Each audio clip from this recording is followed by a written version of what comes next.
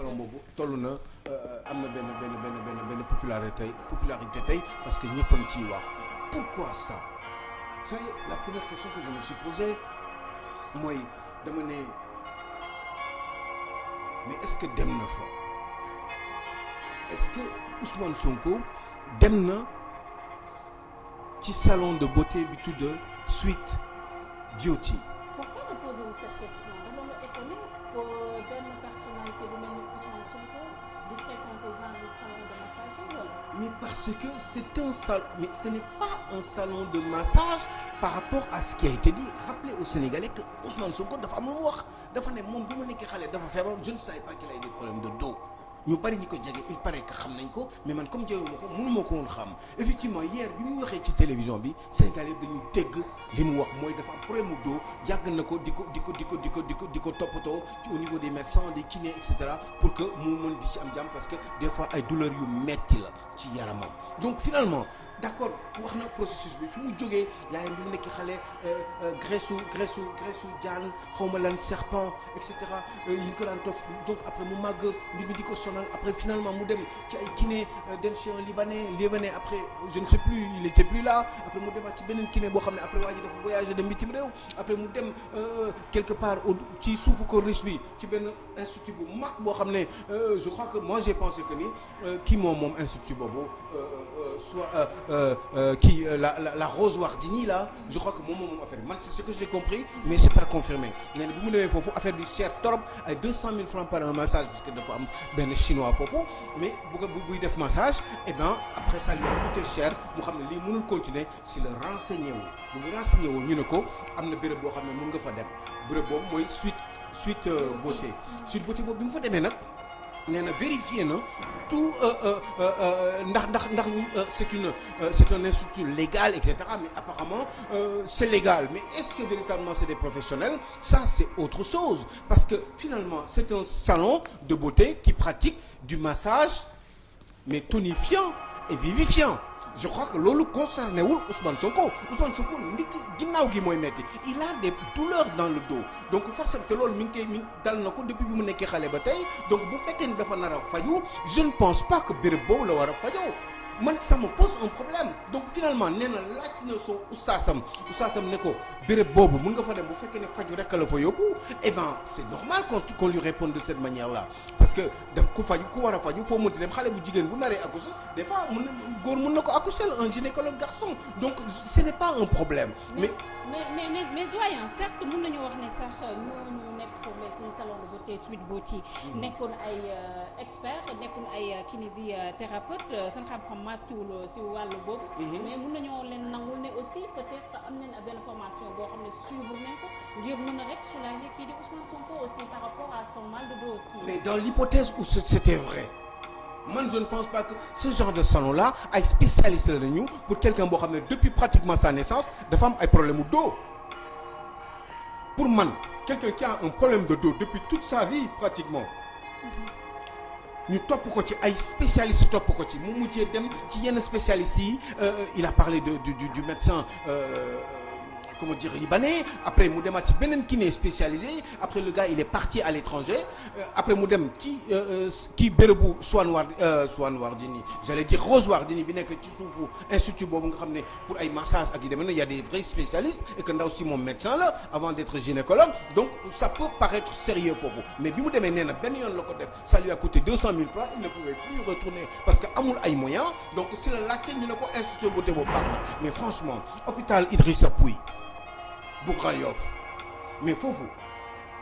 foofu ñooñu ils sont spécialisés ci yi demee noonu ci ay tànk yu damm ci ay problème yu yaram ci ay problème mu os affaire yu yàq mais quand même bu fekkee ne sax dafa metti ci yenn cliniques yi nga xam ne ñi ngi Sénégal mais pourquoi Ousmane Sonko demul foofu yow da nga jàpp ne Ousmane Sonko il a été léger par rapport à ça. Moi je pense qu'il a été extrêmement léger et j'en ai un peu honte. J'en ai honte parce que je me dis que Ousmane Sonko ce n'est pas Aliou Sow. Ousmane Sonko ce n'est pas monsieur X, monsieur Y. Ousmane Sonko c'est un monsieur qui a été quand même 3e aux élections présidentielles. Ousmane Sonko c'est pratiquement le chef de l'opposition et je le dis souvent au travers de mes interventions parce que actuellement c'est l'opposant. Le premier opposant au Sénégal, c'est le chef de l'opposition. Ousmane Sonko est censé éventuellement être président de la République Ousmane Sonko nan la mën a demee ci béréb yooyu ce n'est pas possible mais ces salons de massage là on sait ce qui s'y passe man waxuma dara dama c'est que dem bi man bi ma njëkkee dégg mi bi li ma njëkk xalaat mooy Ousmane Sonko mais est-ce que dem na fa dëgg-dëgg man gëw moo ni dem na fa mais quand il a parlé je me suis dit oh ben finalement il a avoué que ni dem na fa mais lan la fa doon wut béréb yooyu du béréb pour loolu salon yooyu c'est du massage vivifiant et c'est du massage vivifiant massage pour relaxant et relaxant aussi pour relaxer et pour vivifier le corps c'est pour ça que mais du ñuy defar problème mais est-ce que yaa ngi imaginer njab bi tey mais ku am problème mu depuis 20-30 ans mais salon boobu mooy lijjanti problème bi mais ce n'est pas possible ku sonn mun na salon boobu mun nga fa dem pour ñu xaw la relaxer pour ñu vivifier le corps et cetera mais pas pour defar le dos ku demoon bay sóoraale naan day dem France pour dem faju ji foofu dem bitim réew faju ji du salon boobu lay dem. d'accord mais Aliou Sow bu ñu évacuer paramètres yi yëpp nga xam ne souligné ko par rapport peut-être Ousmane Sonko il a été un peu léger di fréquenter yenn salon de massage mun nañ ko nangul le bénéfice du doute parce que dafa demoon juste pour soulager son mal de dos mais est-ce que aussi l'accusé de viol loolu nekk na loo xam ne aussi xel mën na ko xam nga dama mos a wax ci télévision comme des fois damay def yenn intervention yi dama mos a wax ci télévision ma ne Ousmane Sonko mooy on est dans les pays d'Afrique où gars yi la politique n'a pas de morale les gens ils sont obligés dañuy rayante ci seen i biir ku si nekk boo mënee jekk sa morom rendi ko pour éliminer ko définitivement loolu da nga koy def donc moom comme il était dans une bonne posture présidentiable moom dafa war a am un certain comportement du béréb yëpp la war a dem du ay salon la bëtel la war a dem et puis au pire des cas pourquoi ñi koy massé du ñu ñëw ci kanam fekk ko fa parce que ces masseurs là ou ces masseuses mais ils sont capables boo leen demander pour ñu ñëw sa kër pour masser la dinañ ko def comme ça il y a vos femmes qui vont surveiller tout si c'est vraiment utile et que vous n'avez pas le choix mais en ce moment-là ces dames peuvent venir mais pourquoi ce soit vous qui vous déplaciez pour aller jusque là-bas mais imaginez les risques qu'il y a Ousmane Sonko mos naa wax ci sama yenn intervention yi ma ne mais Ousmane ci télé ma ne la mais yow bu la joxee 10 000 francs sax yow 10 000 francs bu jógewul ci guichet distributeur automatique yow waroo ko laal parce que mu ne sax accusé de faux billets donc yow da nga war a def attention boo demee ci jàllo bi di jënd banana jox ko 10 000 francs bu la delloo ay billets da waroo ko laal parce que billets yooyu xamul sax des plans peuvent être mis en exergue pour te détruire donc yow da nga war a moytu yow yaa war a nekk le premier à vous méfier Ousmane Sonko fii nii pour ce coup là dafa daanu quoi parce que foofu du woon jëmukaayam pour moom de sa trempe un petit Aliou Sow peut y aller parce que risque bi amul solo mais lui il est présidentiable mais imaginez mais vous vous rendez compte ku bëgg jiite Sénégal yooyu dal la Sénégal mun na nekk benn erreur kese moom mu yàqal la définitivement pour votre vie politique pour votre avenir politique mais kon warul woon dem ci béréb yooyu kan moo ko bàyyi mu dem foofu ana ses accompagnants ses amis ses proches loolu est-ce que yëg nañ ko qu'est-ce qui a été à l'origine qu'est-ce qui l'a poussé à vouloir aller dans ces endroits-là apparemment dem na fa plusieurs fois parce que deal bi bu fekkee ne deal la bu ñu ko tegalee c'est parce que ñëw na fa plusieurs fois ils savent qu'il allait revenir te doo xam te nee naa la affaire nguur en Afrique on sait ce qui se passe des fois dañu lay tegal ay fan bu ñu la jaar bu ñu lay wut ay solution xamuñu lu ñuy def dañu réfléchir pour daane la mu jaral leen lu nekk même teg ay millions ci table ji alors pourquoi muy def loolu et puis au pire des cas admettons njàpp que ça soit nécessaire que ça soit obligatoire que amul choix foofu rek la mën a def parce que moyen foofu la toll mais pourquoi woowul gars yi ñu ñëw mu yokk ci 10 000 wala 20 000. et l'heure moi ça me prend la tête parce que dama ci rousse et j'en suis amer parce que je me dis mais waru foon dem quel que soit lu mën a am après parce que justice moo ci war a wax mais moom tànkam ci boppam la war woon teg foofu parce que foofu du place am ok d'accord vous êtes né en 74 ok d'accord vous êtes jeune ok d'accord vous avez été inspecteur des impôts ok d'accord vous avez de l'expérience ok d'accord vous avez 16% des Sénégalais pratiquement 1 million qui sont derrière vous surtout des jeunes de moins de 35 ans donc vous avez l'avenir avec vous devriez perpétuellement vous méfier faire attention parce que bokkul celui qui a le même âge que Ousmane Sonko et qui est un simple Sénégalais lambda qui va à son travail qui revient même s'il est un cadre dans ce pays eh bien il a il peut pas être comme Ousmane Sonko, ce n'est pas possible. Il peut prendre certains risques, mais pas Ousmane. Il a déconné. il a déconné. kenn li ndaw si wax dëgg la c'est l'homme qu'il faut chercher. c'est-à-dire. c'est un grand monsieur. nit ku toog sol tubéy wane ginnaaw yow ni nga toog nii 2 personnes mu ñu la massé ci maladie lu metti am douleur ni nga toog nii boobu douleur bu dee mos nga déggoon ne nga dégg am nga hernie discale wala nga am affaire la boo toogee ni mu metti nii day sax pour nga toog day metti ñaar ni mu ñu la massé c'est pas possible ça justifie quiconque médecin yaa ngi may dégg professeur yaa ngi may dégg keneen si ñi ngi may dégg je les défie boo toogee nii ñaar ni mu ñu la massé soxla si xaa nga tëdd sax ok léegi yow ki toog sol tubéyam di kilifa bu toll ni Ousmane Sonko ndaw si nee na daa dégg ñu naan am naa man ñi wu Ousmane Sonko ku sol tubéyam toog même boo ko maasee sax yàlla def natt ko mu génn ndox génn ci moom nan la mën a tuura ba ci suuf ba nga mën a jot man yow kon Ousmane Sonko fort na il est très fort nan la mën a génne fu ndoxu mën yi non foofu fa la ci ndoxu mën yi war a tudd lañ ko war a tudd nit ku sol tubéyam toog wane ginnaaw mais soxna si ndox warul génn ci yow bu génnee sax kenn du ko gis kon wax jooju est-ce que cohérent na ak wax ji non ndaw si wax ji mu wax yëpp est-ce que ni mën na ko déglu moom ma ko de nee na Ousmane Sonko bu ñëwee day toog ñu maase ko du sax tëdd moo ko wax moo ni encore mu dégg ndaw si Adji Sarr di wax ak nit mu ne ko ndax daanu mu ne ko daanoon man sax amul daanu mais mu yebal ko ndax am nga ndox mu ne ko am naa ndox mi non c'est dañuy wax dëgg gi parce que l'heure est grave mais ni ku sol tubéyam toog nan nga mën a amee ndoxam nan il faut ñu respecter Sénégalais yi il faut nit ñi xam ne ay kilifa dañ leen di déglu am xel di réfléchir mu nit ku artificiel amul ci réew mi ñëpp nit lañ maintenant ndox am na wala ndox amul man xaw ma ci dara mais loolu wax ça ay fen la. moo tax ngeen war a bàyyi yoon def liggéeyam. wala alhamdulilah. li ngeen ciy wax ni yëpp. waaw mais wuy ma mais loolu kay. ay interprétation la la Ousmane Sonko. fii loolu kay loolu Ousmane Sonko nga war a wax. Maymuna sa rakk bu ñëwoon ci yow ne la Birima Ndiaye daf maa violé li ngay njëkk def mooy porter ma plainte en tout cas loolu la yoon sant nga porter ma plainte. mais suñ la porté plainte yoon dafa def liggéey mais yoon bu la convoqué ni la ñëwal ma taxaw ne Macky Sall ma teg lii te yow dama ko sax ba xam ne lay doy Ousmane Sonko ba léegi xamagul li ndaw si wax foofu j'imagine. mais plainte bi man sax c'est la première fois ma gis une plainte le lendemain tout le monde à la plainte. parce que bu ko neexee génne ko moo ko moom. ki naa dégg mu génne ko plainte bi ah non déggoo mu plaindre non déggoo mu plaindre bu ko neexee donc plainte bi li ci nekk leer na. ndaw si non déglu plainte ak explication du benn. plainte bi sax dafa viser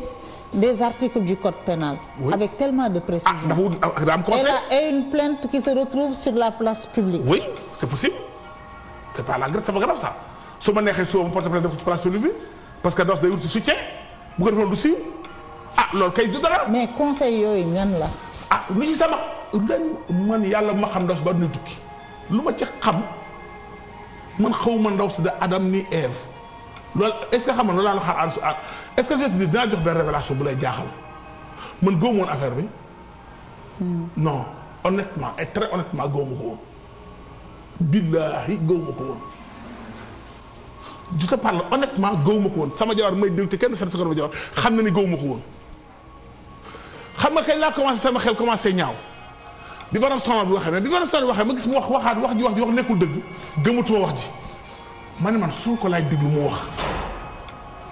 j'avais peur dinaa di xoolal Sonko rek ñii bis dañuy tooñati rek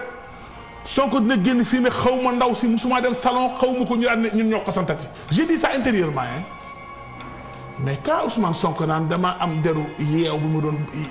dàmpeeg dem naa ci ndaw si mu dàmp ma mais j'étais. mais Bassirou Diomaye nee na Sonko xamul ndaw si day ñëw ñu dàmp. loolu dama ko téye maa ngi ko téye loolu fàtte loolu lu ma intéressé la ak wax boobu ma intéressé. te Bassirou Diomaye nee na ça fait 3 mois ñoom am nañ. information wax Bassirou Diomaye. am nañ information ne ñu ngi leen di fexeel j'ai posé une question ci mbiru salon de massage. c'est archi faux loolu mën naa xam c'est pas vrai. ñu ne il y a 3 mois am nañ information. c'est faux man mii nga xam ne doom dara ba ma noonu boo ñu ngi lay wër ci nangam du kenn doon ma fa gisati Sonko veut être président de la République. mais ce n'est pas la première fois cabale yu mel ni am contre Ousmane Sonko xaaral ma wax la. avant la présidentielle. waaw. on a parlé d'une dame mariée. boo xam ne dafa bëggoon a wax parce que nee na Ousmane Sonko daf ko doon harceler. waaw. ça a fait le tour. non xaaral avant la présidentielle. yow ma wax sax xaaral ci biir campagne présidentielle bi mu commencé. waaw. on a approché des journalistes pour leur dire que y a une dame damay bañ a joxe turam bu tudd tel elle est femme mariée elle a des messages elle a des images que Sonko lui envoie nee na Sonko daf koy harceler et elle veut parler aux médias. oui. beaucoup de journalistes ont décliné parce que on a senti que lii cabale la woon donc ñoom bu ñu naan c'est pas la première fois ñu leen di fexeel et que ñoom depuis ñetti weer am nañu information ne ñu ngi leen di jéem a fexeel c'est très normal que ñoom ñu def le raccourci avec le pouvoir parce que seul le pouvoir a intérêt à faire disparaître Ousmane Sonko. ah garaawul. non tu m'as déçu moi je passe mon temps à décevoir les gens. tu m'as déçu te aussi journaliste yooyu bett nañu. ban jour dinañ la bettee. non bett nañu te loolu ko wax ci rajo bi dégg la. pour ça ne nous a pas intéressé. parce que du yow ci campagne lañu nekk. waaw may ma moo tax mu war a leer ndax yéen yéen a dimbali askan wi ko bu fekkee ni non may ma rek. daam boobu ban intérêt la am ba ñëw na gis nga jigéen bu maree bu am sutura góor bu la harcelé da nga koy rus a wax donc daam boobu ban intérêt la am ba mën a am fit ñëw bëgg ay médias interroger ko. loolu moo tey suñu xel moo tax intéressé wuñu. on a compris que c'était une cabale. léegi déglu naa nga wax di nga ma may ma wax wala man nga may ma wax dëgg dama ni bett ngeen ma. luñ la bettee. parce que yéen pouvoir bi am doole ci réew mi yéen la yéen a war a feeñal bu ngeen gisoon loo xam ne. lu ñuy feeñal waaw may ma eggale bu ma dog ñuy xëccoo réew mi même bu doon Macky Sall bi ma gëm dañ ko war a teg oui dañ ko war a teg parce que dañoo war a xam ñenn ñu ñuy jiite bu dul dëgg ñu tëj ko ci kaso bi. man journaliste non même vous avez l'obligation de relier yow di ay jugé. ah si. non dañ maa def lii. on peut refuser d'être manipulé. non attends dañ maa def lii au moins déglu ko laaj koy preuve am mu wala nga xool ay li nga xëy lu leer da nga daf ko harcelé am na ay message am mais la moindre des choses nga xool téléphone bi xool numéro bi ñëw jox ko message yi. def recoupement ak est-ce que numéro Ousmane Sonko la. Birima. waaw non mais doo dagg boobu de. loolu c'est très grave bu dee loolu am na kon yéen a rey bu dee Adji Sarr li muy wax dëgg la yéen a ko njëkk non attends vraiment kaay ma wax la man daal. Birima li gàttal mooy Macky Sall taalul otoom dem fekk Ousmane Sonko këram ne ko Ousmane mu ne ko Sonko mu ne ko jógal mu yóbbu la massage yóbbuwul massage Ousmane Sonko. teg ko ci taabal ji indiwul Adji Sarr ne ko maaseel kii fii mais sëñ bi ki a toog këram am volonté de masser dem ñu ko man damay massé wu laa la wax nëbbatuwuma te du ma bàyyi massage j'aime le massage damay massé wu bëccëg boobu ngay ma lay woo téléphone may massé nga filmé ma man nëbbatuwuma parce que man damaa def sama bopp ab jaamu yàlla bu torox bu tekkiwul dara bu yées ci jaam ñi am ñu ma gën am ñoo gën man def ma saa du ma wuy ma du ma imaam wuy ma ba ñaax bi jànguma alxuraan. wuy ma rek du ma imaam du ma afisu alxuraan damay def nit damay def bàkkaar wuy ma rek wala damay def bàkkaar damay def lu baax damay def lu bon nit laa. maintenant nag ki taxaw ne moom imaam la nitu diine la l'islam a ko ñor te dafay l'islam di tënku ci lay taxaw mais warul dem tëdd ci ay bu dee moom moo ko avoué. Ousmane Sonko ni mu toll ci réew mi war na mais un sénégalais lambda normal sax du dem ci gargote yooyu kaay waxante dëgg na bés ba ne ngeen bind ne am na ku taxaw fi ko dénoncé ne am na ay gargote ay affaire massage yu am ci diggante yu am ci zone bi yépp bés ba ne ngeen bind ko man mi ñu waxal dem naa di maasoo ci zone boobu ñu proposé ma yooyu kër laa fa gëj. non mais je continue. Ousmane Sonko par respect à lui et par respect à ses militants il ne devait pas se mettre les pieds là-bas. waaw mais deuxièmement madame ma laaj la yéen gis naa tey ngeen bind journal bind yéen journaliste yi ñu bind daanaka ne ndaw si kumbaam daa woyof yéen a ko bind de ni nga ko décrire rek mooy ndaw si caaga la yéen a ko bind journal Sénégal ñoo ko bind waaw Ousmane Sonko buy faj ci caga ji lay fajoo. non may ma may gale.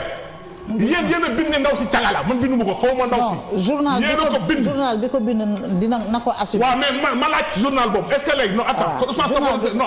léegi kon Ousmane Sonko buy dem di faju ji nit jigéen médecin yi nekk fi ñu baax ñu ne fi dañu fekk comme caga bu koy faj. waaw Birima léegi may ma nag toogal bu baax tuuti Birima. oui. binduñu journaux yi binduñu ne ni waxuñu ni nga ko waxee xaaral rek xam nga journaux yi dañoo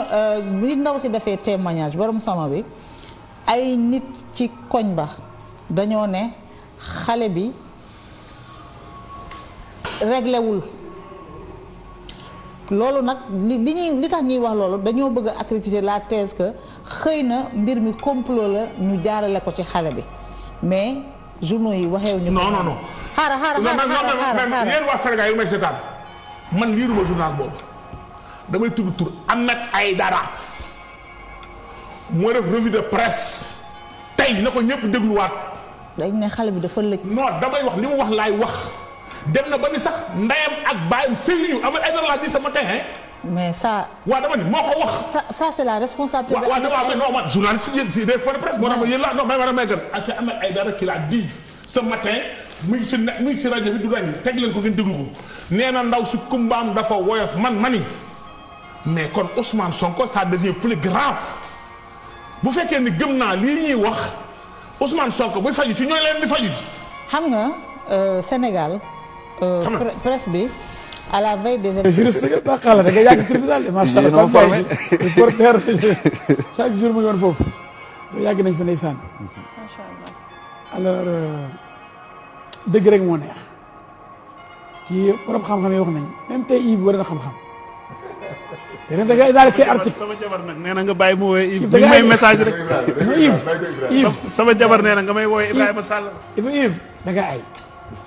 tey moom vraiment d'accord ci yëpp. non dag may baab rek non dag may baab rek. reer bee neex rek reer bi ko sonal sa fal moo neex rek. moom xam naa ne moom dafa la nopp na bopp rek nañ ñaan mu gën a yokk. madame Sall. alors professeur yi ba dëgg la.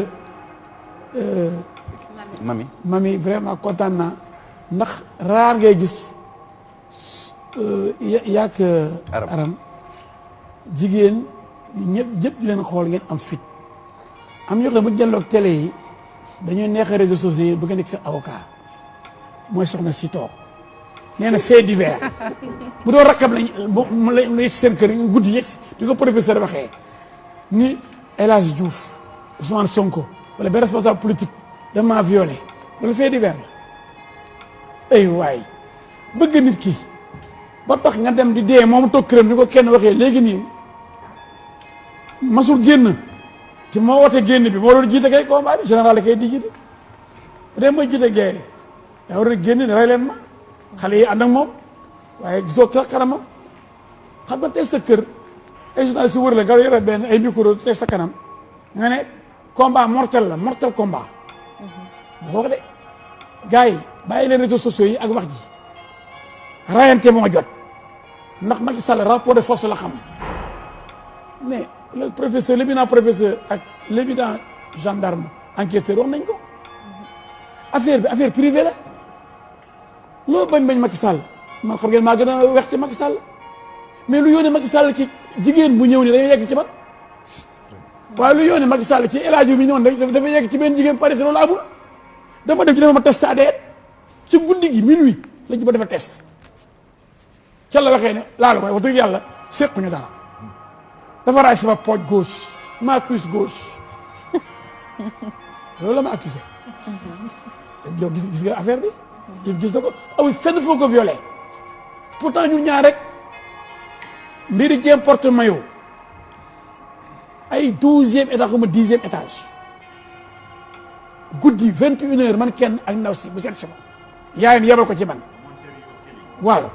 xanaa koo koy mënoon naa yegg ci moom maa ko ëpp doole ci xaalis xëy na bëggoon na loolu la wut si woon sax pour bu génne dama ko forcer tëdd ak moom mais nit doo yolom gañoo kilifa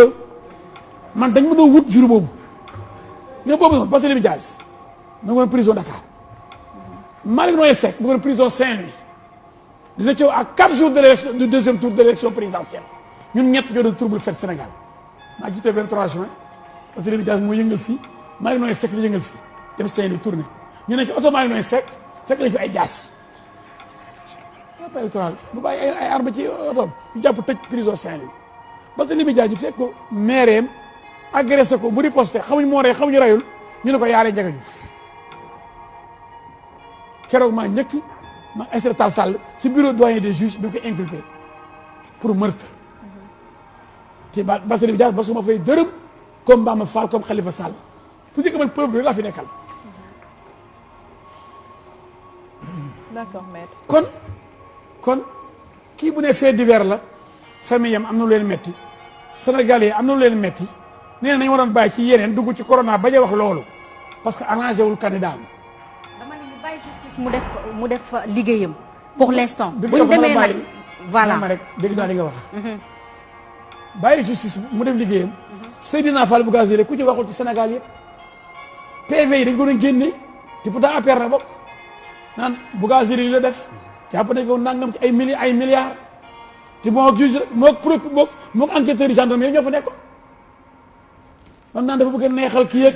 ñu bàyyi leen ma lu dañu sosal ko te Bouga deful dara xëy na lu tax ñu ba teel ko bàyyi mooy lañ ko doon jiiñ ñëpp bañ demee ba ci biir mais il est présumé innocent nag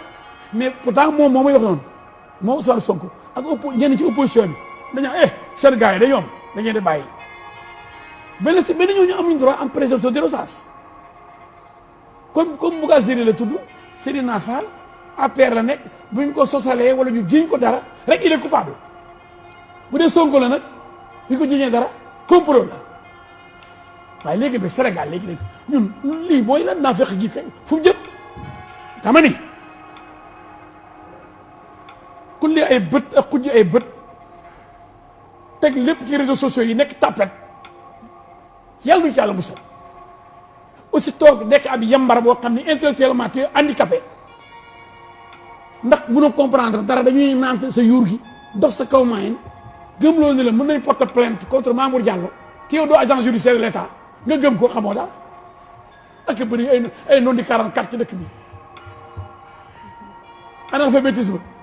lu kii waxoon borom xam-xam Victor Hugo l'ignorance transforme l'or en plomb le plus grand écrivain de tous les temps Victor Hugo mu ne l'ignorance transforme l'or en plomb ñàkk xam mooy musiba la bu koy traduire da ngay gis or. bul jël Victor Hugo Serigne Touba nee na l'ignorance persiste dans la trahison. benn la fidélité tend à disparaître. ainsi on honore le riche sama sëriñ kenn et l'on sous-estime le pauvre. nañ jël référence foofu sama sëriñ Sëriñ Touba kenn moom sama sëriñ li mu bind ci ay tonnes kenn moom mais loolu beneen dimension la ça c'est religieux man fi intellectuel lu ñuy wax ñuy jàng école yi laay wax. te Sëriñ Touba di ko jàngale ci école yi au tubaab yi dégg nga dama ni. ku réseaux sociaux yi nekk sa baay nekk sa ndey te la jox añ reer ndékki nga di ci xëy ñu di la influencer daf nga ndax xale bi ñu génn photo bi réseaux sociaux yi la aram noonu la awa caam lépp lu ñu wax fen la sos rek Bougazelli fekk ne ko ay milliards nangam bi pourtant Bougazelli section recherche su moo def enquête bi suñu fi soom ko waroon a dem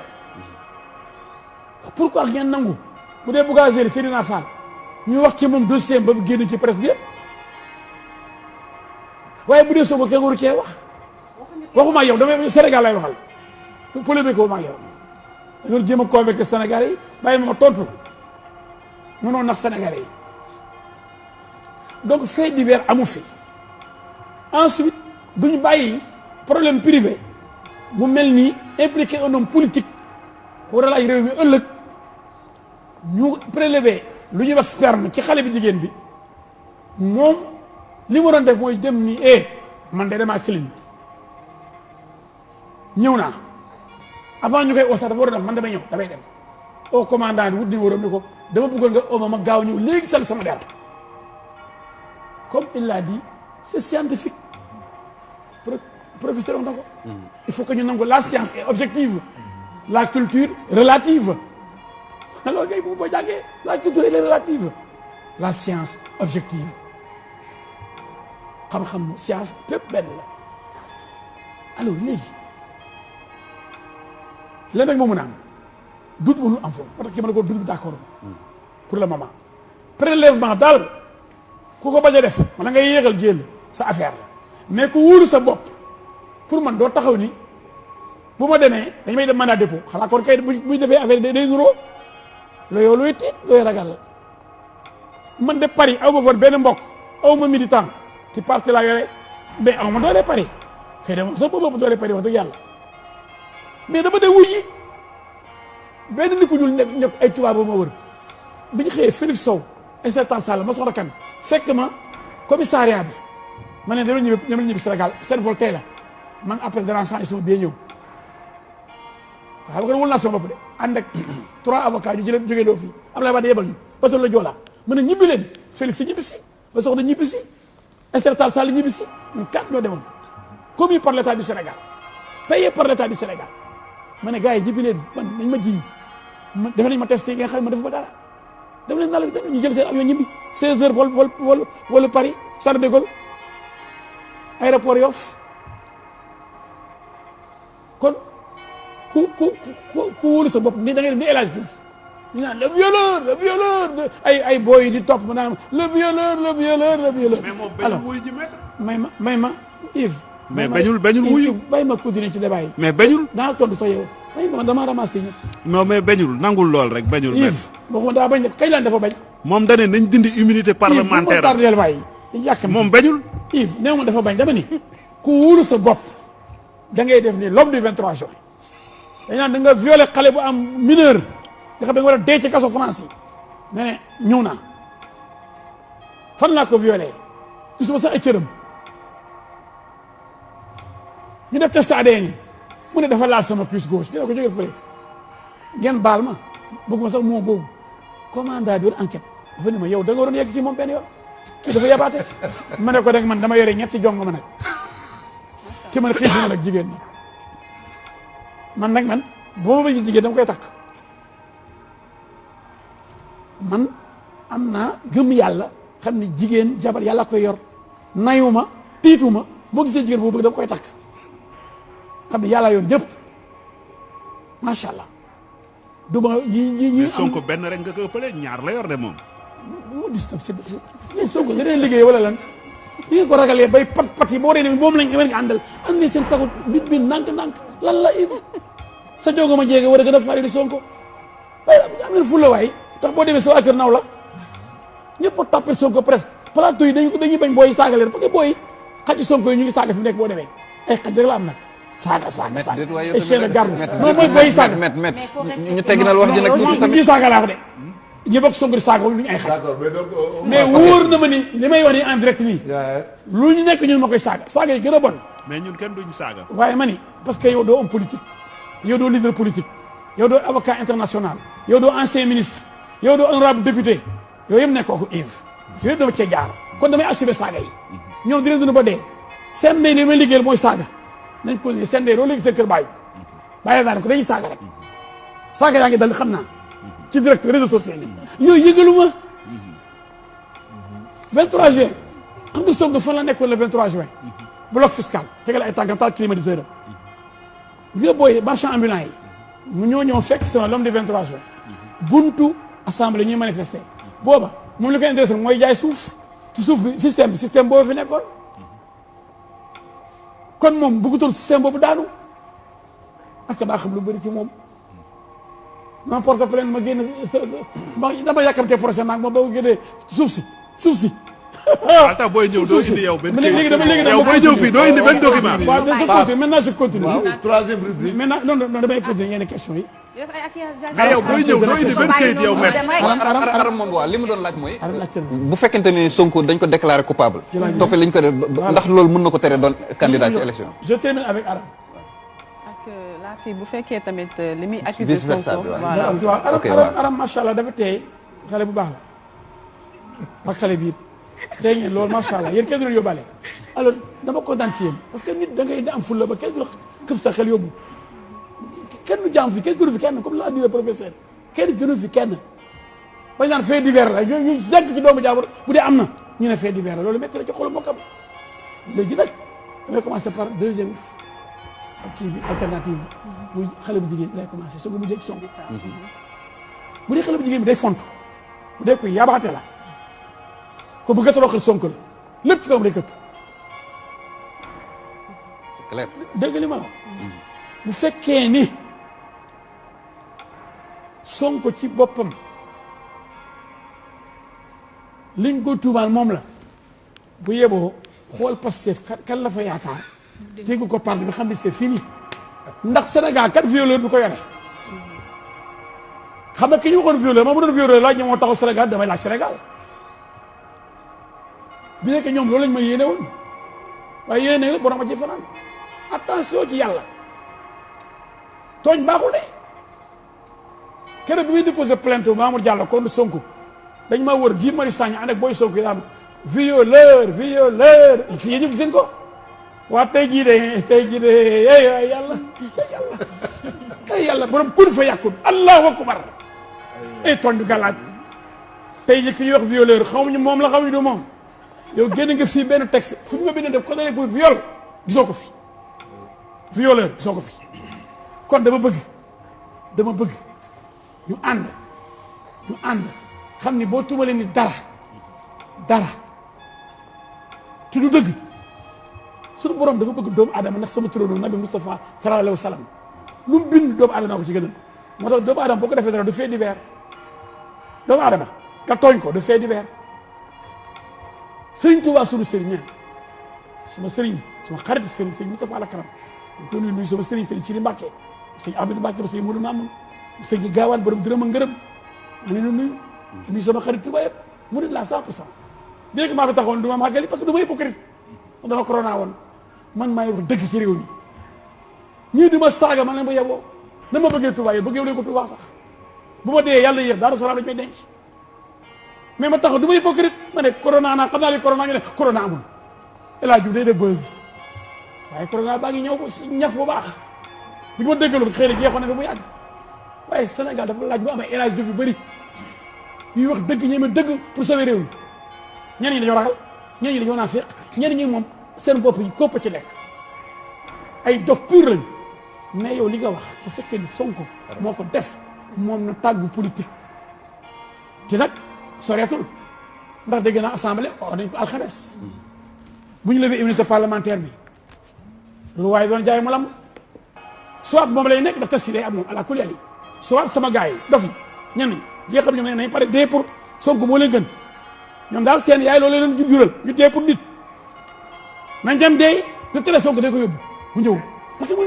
ñu ma ooyee 10 heures levée immunité parlementaire 10 heures 5 ba mu wuy ji ay waxin la maître tey ko def léegi maître s'il vous plaît juste une question. non Ibrahima temps bi jeex na non bàyyi ko mu kii rek après ñu. maître juste une question juste s'il vous plaît juste une question ci discours son excellence le président de la République yow mënoo fi toog te sañ ñu la bañ a laaj loolu président Macky Sall dafa ne bu fekkee ne yenn mbir dafa am buñ ko waxee procureur mu wax ko ministre de la justice ñu wax ko moom nee na dañ ciy dëgg tànk par dañuy bañ dëgg bi tàkk yow wax jooju loo si xalaat. dama ko ñaawlu président moom mënul wax Macky Sall waxee rek dëgg wax. wax ko benn émission jàkkaarloo man le président ragaloo dëkk bi tàkk mbirum Sonko ragaloo buñ ko bëggee néewal doole nii bëgg a jalgati affaire bu dee moo yegg doomu jaamu ñu jàpp ko de néewal doole la waaye yéen dëgg yow dindi yow bu dee Sonko la daal moom léegi kenn war a koo laal moom bu dee dossier dafa am propagande bu kon métti justice sénégalais dafa am ñoo xam ne pour ñoom la ak ñoo xam ne ñoom waruñu faa taxaw Yves di day am jom buñ la taqalee dara nga dem taxaw ne maa ngi nii nañ ma càmbar du ma làqu ci ay ginnaaw dof yoo xam ni ma ne koy gëm ndax yàlla moo def fi mu nekk Boko Haram ay dof pire ñu ngi bëgg a toj Nigéria boo demee Mali ay dof pire yu gëm ñoo di taal Mali di taal Burkina Faso yàlla moo biir ci doomu aadama catégorie dof ok ak catégorie nit.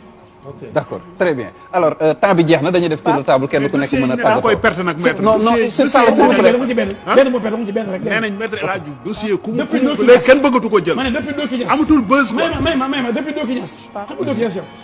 affaire Doki Niass déedéet Pape